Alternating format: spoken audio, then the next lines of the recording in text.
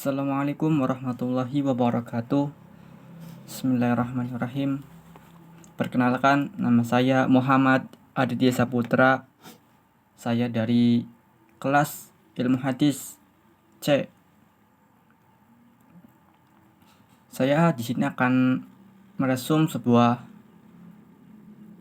jurnal yang berjudul Reposisi Islam dan Negara di Indonesia, karya Zully Qodir, dosen ilmu pemerintahan Visipol Universitas Muhammadiyah Yogyakarta dan dosen Sekolah Pancasarjana Universitas Gadjah Mada Yogyakarta.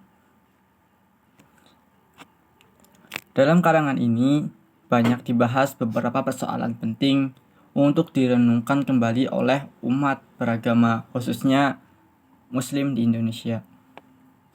Persoalan-persoalan tersebut adalah soal agama itu sendiri. Mengapa orang menganggap bahwa agama adalah sesuatu yang penting, sedangkan hal yang di luar agama itu tidak penting?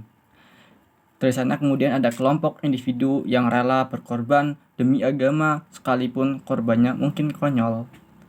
Persoalan kedua yaitu soal apa yang menjadi kewajiban negara atas pemeluk agama di sebuah negara. Dan penulis juga menyantumkan dalam peristiwa 1 Juli 2008, yaitu di Silang Monas, Jakarta, yang menjadi korban keganasan sekelompok penganut agama yang menuduh sebagian kelompok sesat tidak layak hidup di Indonesia. Dan ulahnya yaitu ada dua kelompok, yaitu pada peristiwa 1 Juni atau kesaktian Pancasila itu ada dua kelompok yang saling berbeda pendapat hingga akhirnya banyak kericuhan dan menimbulkan kerusuhan hingga korban jiwa. Hingga akhirnya hukum memvonis ada beberapa orang seperti Munarman dan Habib Rizik hingga dipenjara 1 tahun 6 bulan. Dalam karangan ini hendak dibahas beberapa persoalan bahkan dalam beberapa tahun kebelakangan, peristiwa kekerasan berbasis agama mengalami kenaikan tajam, sehingga kehidupan toleransi di Indonesia dianggap menurun. Sehingga kita harus menjadikan agama sebagai wadah untuk bertoleransi, bukan untuk menyakiti. Karena agama Islam juga diajarkan untuk bertoleransi, menghargai antara agama lain. Cuma terkadang kita tidak bisa mengamalkan toleransi tersebut. Oleh karena itu, kita harus menata kembali bagaimana mestinya hubungan agama dan negara. Dalam konteks seperti itu, kita harus melihat bahwa agama adalah hak asasi paling penting dari umat manusia yang harus dilindungi oleh siapapun, termasuk negara, dan negara diposisikan sangat penting oleh negara dan oleh umat yang menepati sebuah negara. Kekuasaan lain dari negara sebenarnya adalah kemampuan negara memberikan tanda identitas siapa yang menganutnya. Hanya saja yang tidak bisa dilepaskan dari agama adalah agama seringkali berwajah ganda, konfliktual, dan mendamaikan, integrasi sekaligus disintegrasi. Agama menawarkan rahmat bagi seluruh umat manusia, tetapi karena umatnya pula memberikan kesakitan pada umat yang lain karena didasarkan pada doktrin-doktrin agama. Kedua, kewajiban negara atas warga.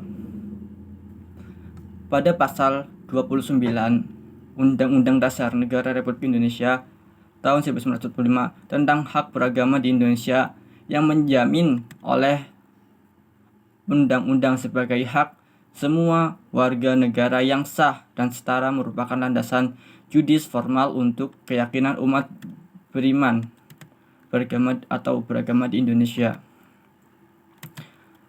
Dengan adanya undang-undang tersebut, perlu kita ketahui bahwa seharusnya pemerintah memberikan kita kebebasan beragama, tidak memandang agama itu mayoritas atau minoritas. Karena pemerintah sadar bahwa suatu negara perlu ada, karena dalam agama seseorang bisa memilih hal-hal yang positif dan hal-hal yang negatif. Tergantung orang tersebut mau menjadi orang yang baik atau orang yang mengaku dirinya paling baik, padahal tidak.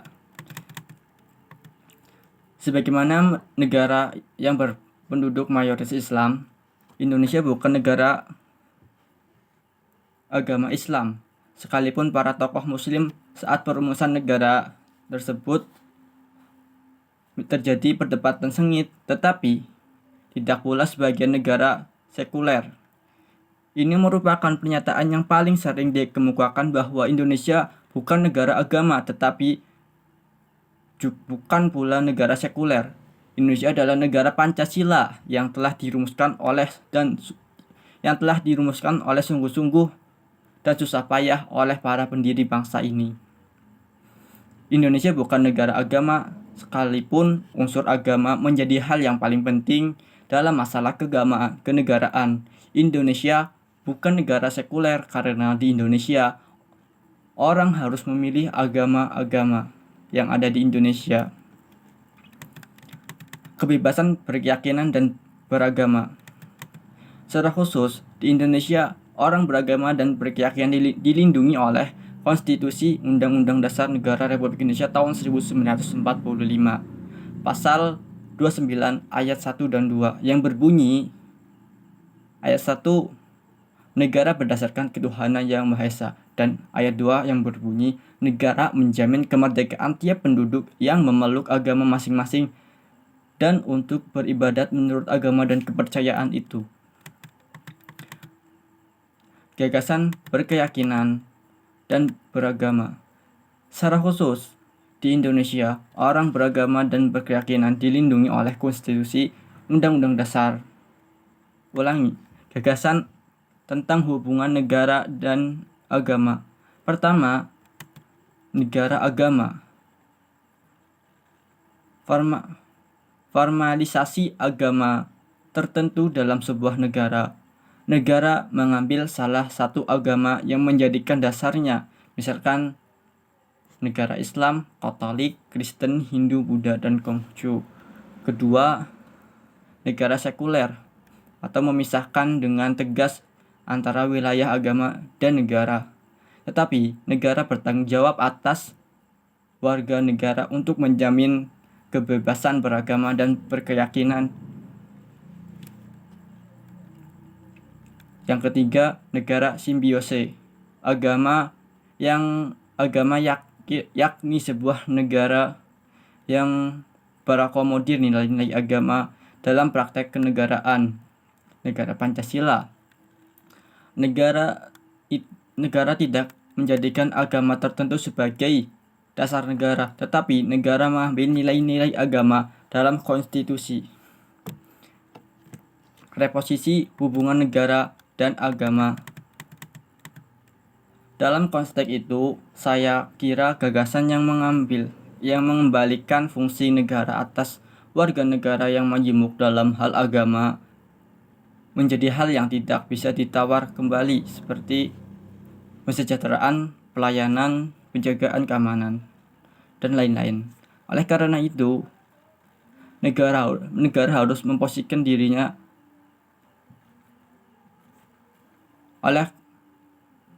Oleh karena itu, negara harus memposisikan dirinya bukan sebagai eksekutor yang ganas atas keyakinan dan agama seseorang, tetapi menjadi pengayom dan mempertahankan kemajemukan yang menjadi khas Indonesia itu sendiri.